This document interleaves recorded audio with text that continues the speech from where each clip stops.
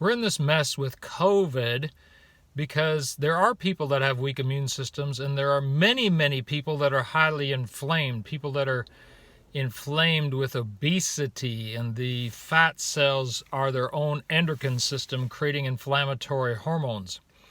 And there are people that have high blood pressure and many other conditions that make them vulnerable to COVID. Look, we can't do anything about that, but we can do something about us, and we always want to do something about ourselves and be proactive whenever possible. That's why even for myself, I've tested my immune system twice now. The first time I found that my natural killer cells were in the range, but they were in the very bottom of the range, and I wanted to improve them because those are the first line of defense against viruses, and they're the first line of defense against cancer. They do tumor surveillance, meaning they knock out cancer cells before they get started.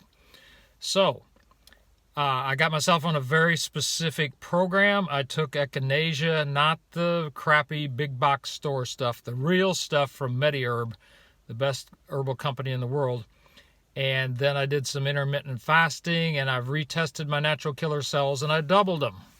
Like, they went from 72 to 143. So I doubled them, and I'm happy about that. I want to get them a little higher yet, but that's a great progress. And that's what so many people could be doing if they knew about it. So one problem is people don't know about it, don't know that they can be proactive, or it's not a priority for them, or they think they're just fine and they may not be. And sometimes they are. So we've had people that are in their late 70s and early 80s that have just as good an immune system when we test them as people in their 30s. And then I've had people in their 30s that have a horrible immune system. They probably ought to be a lot more afraid of things than they are. So you have an opportunity to do something about your immune system, and you have an opportunity to do something about inflammation. And that's what we do all the time, every day.